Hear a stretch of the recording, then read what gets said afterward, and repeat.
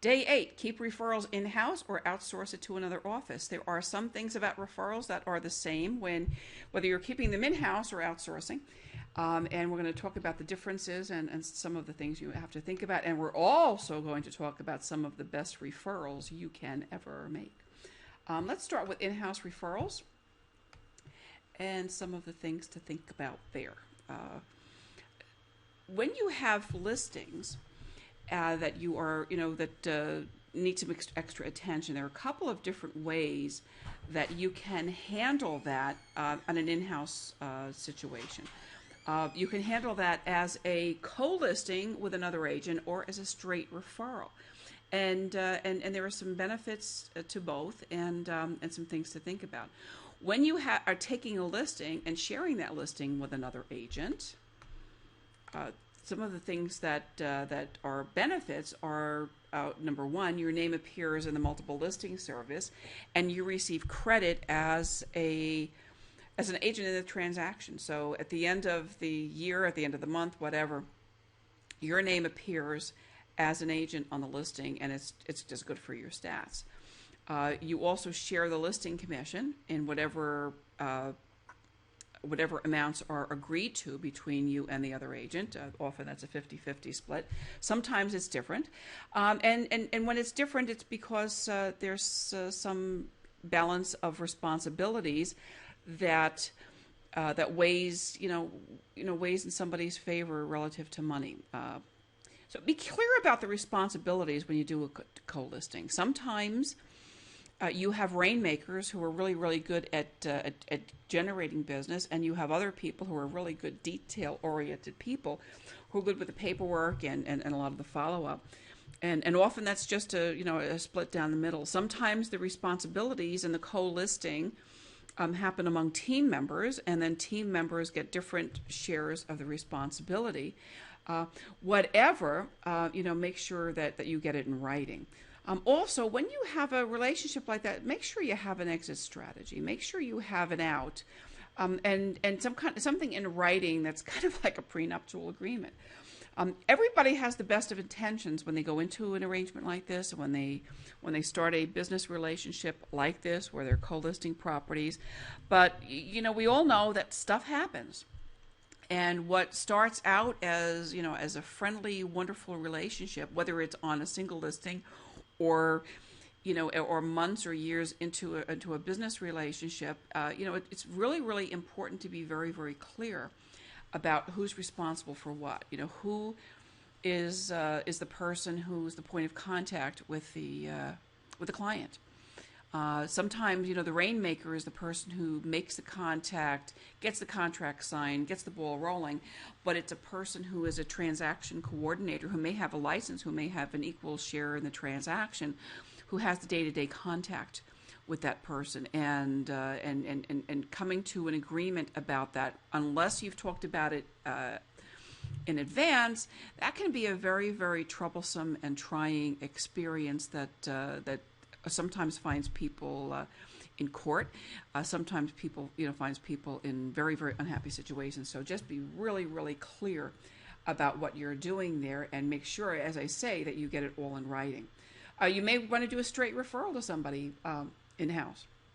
In that kind of a situation, you just turn the transaction over and you collect a referral fee, whatever that is. And of course, that will all be in writing. But the nice thing about that is that once you turn it over, you don't have to deal with things on a day-to-day basis. You may want to see how things are going. You may be able to share some advice or counsel. But for all intents and purposes, you are not the agent in the transaction, and that can be an easy way to do it. And that's another model to work with. Again, get everything in writing, no matter what you do. Get everything in writing, and by all means, talk to the broker. Talk to the broker, excuse me, about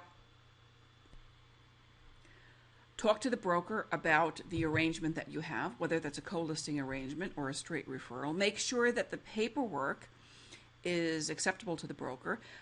In many cases, the broker probably has paperwork that you can execute that are agreements, for in-house co-listing agreements and straight referral. So by all means, that keep the broker in the communication, and or the relocation director. In a lot of companies, and a lot of larger companies, the relocation director is the person who's responsible for managing referrals, for outgoing referrals from the company, and for managing incoming referrals. The relocation director may also handle of course, the relocation referrals that come in, and in many cases, the relocation director is handling incoming listings from entities like HUD and the asset managers and some of the REO companies. That often goes right through a relocation director. As far as outbound referrals, be sure that how to handle that, because that might be something that the relocation director handles.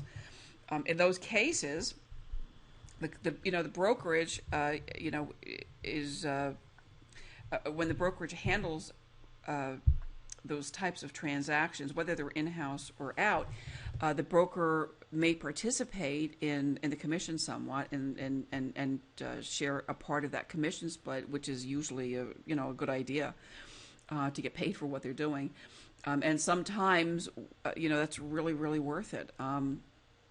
So check with them and see how your broker really wants to handle that, and make sure you've got all that paperwork done. Let's talk about outgoing referrals for a second, and outsourcing referrals, whether that's in your area or out, and there are some things to consider there. And that is, again, to make sure you have an agreement in writing with the receiving brokerage. And that writing or written agreement really needs to have broker signature. So the agreements that go back and forth for referrals are always between brokers, and they are never between agents. And while an agent is a party, and works at the brokers, the agreement exists between the brokerages. So always keep your broker apprised of referrals that you are sending out. Make sure that you're using the appropriate forms and documentation, and make sure that everything is all right, because those papers that go back and forth, may need signatures. Sometimes it's okay to sign as an agent for the broker, but you need to have the heads up from your broker to make sure that you have the authorization to do that. When you are sending out a referral to another office, you figure out and calculate, what kind of a follow-up schedule and what kind of paperwork you want to see for the stuff that you're sending out. And again, that's a great discussion to have with your relocation director. What is a reasonable type of reporting that you should expect about referrals you send? Do you want to have a weekly update? Do you, is something monthly okay? And what is appropriate, given the referral and the time in which that person is going to accomplish a transaction? The other thing that you want to think about also is your relationship with the client that you're referring someplace else. Sometimes it will be a very arm's length kind of a transaction where you don't have anything going on with those people. It just happens to be somebody that you know, and you can send them. Sometimes they won't be people that you know. They'll be people who appear in your sales funnel as leads, and you will send them off. And again, you will not worry about too much contact with them after that.